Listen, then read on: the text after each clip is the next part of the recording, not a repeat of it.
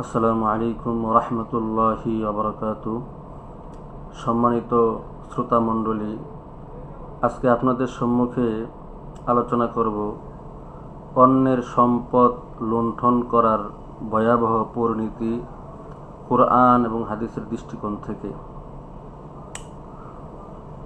যে অন্যের সম্পদ লুণ্ঠন করা, এটা ইসলামে এটা গর্হিত একটা কাজ, বড় একটা অপরাধ।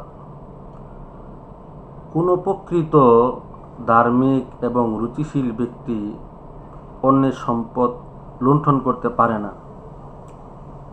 যে সম্পদ আত্মসাৎ করা হবে বা করবে, কিয়ামতের দিন সেই সম্পদ নিয়ে আল্লাহ তাআলার দরবারে সে উপস্থিত হইবে। সূরা বাকারার মধ্যে আল্লাহ তাআলা বলেছেন যে তোমরা অন্যের সম্পদ অন্যায়ভাবে ভক্ষণ করো না বা অন্যের সম্পদ তোমরা লুণ্ঠন করিও না। মুসলিম শরীফের মধ্যে আসছে যে কোনো ব্যক্তি যদি সুচ পরিমাণ সম্পদ আত্মসাৎ করে, কিয়ামতের দিন সেই সুচ পরিমাণ সম্পদ নিয়ে আল্লাহ তাআলার দরবারে হাজির হবে। মুসলিম শরীফ 1833 নম্বর হাদিস। মুসলিম শরীফের মধ্যে আরেকটা হাদিস আসছে 6473 নম্বর হাদিস।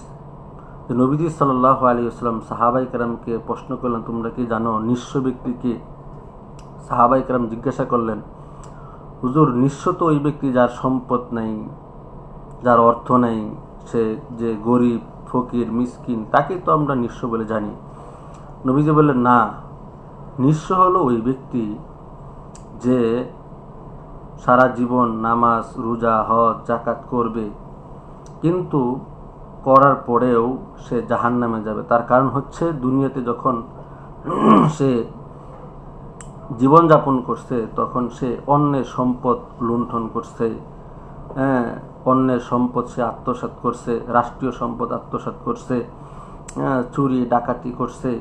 হাসরের ময়দানে যেই ব্যক্তির সম্পদ সে লুণ্ঠন করছে, সেই সম্পদ যখন তাকে ফেরত দিতে হবে, সম্পদ তো আর ফেরত দিতে পারবে না, সম্পদের বিনিময়ে তাকে তার সওয়াব, সে যে ভালো কাজগুলো করেছে সেই ভালো কাজের সওয়াব তাকে দিয়ে দিতে হবে।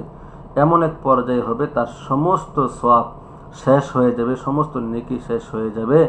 যখন সে আর কোনো কারো পাওনা যখন না দিতে পারবে, তখন আল্লাহ তাআলা তাকে বলবে, ওই লোকের যত পাপ আছে তুমি সেই পাপগুলো গ্রহণ করো। সেই পাপের বোঝা সে মাথায় নিয়ে জাহান্নামের মধ্যে নিক্ষিপ্ত হবে। এই জন্য ভাই আমি আপনাদেরকে বলবো, আজকে বর্তমান সমাজে মানুষ একজন আরেকজনের সম্পদ লুণ্ঠন করতেছে, রাজনৈতিকভাবেও লুণ্ঠন হচ্ছে। ক্ষমতা রদবদল হওয়ার কারণে দেখা যায় এক দল আরেক দলের বাড়িতে হামলা করছে, সম্পদ লুণ্ঠন করে নিয়ে যাইতেছে। ভাই, এখানে আপনার বিবেককে আপনি খাটান। দল পরিবর্তন হলেই যে একজনের সম্পদ আপনি আত্মসাৎ করে নিয়ে যাবেন, হাসরের ময়দানে কিন্তু আল্লাহ তাআলার দরবারে আপনার হিসাব দিতে হবে। হাসরের ময়দানে আল্লাহ তাআলা হিসাবের কাঠগড়ে আপনার দাঁড়াতে হবে। সুতরাং একজন মুমিন ঈমান থাকা অবস্থায় সে কখনো অন্যের সম্পদ সে লুণ্ঠন করতে পারে না, অন্যকে সে হত্যা করতে পারে না। এই জন্য ইসলাম আগে, ধর্ম আগে, দল হচ্ছে পরে। ইসলামকে আমরা আগে প্রায়োরিটি দিব, ইসলামকে সবসময় আমরা আগে নিয়ে আসব। কখনো আমরা আমাদের বিবেককে বিক্রি করে দিব না। বিবেককে সবসময় ইসলামকে বিবেকের সামনে রাখবো। ইসলাম অনুযায়ী আমরা আমাদের জীবন পরিচালনা করব। এরপরে আমরা বিভিন্ন দলে আমরা থাকতে পারি, বিভিন্ন দল মত আমরা মানতে পারি, এরপর আমরা সেটা ফলো করব, কিন্তু আমরা ইসলামকে আগে প্রাধান্য দিব। আমরা অন্যের সম্পদ কখনো লুণ্ঠন করব না, আত্মসাৎ করব না। চুরি ডাকাতি রাহাজানি এবং অন্যকে খুন খারাপি করা, এগুলো থেকে আমরা বিরত থাকব। আল্লাহ তাআলা আমাদেরকে বুঝার তৌফিক দান করেন।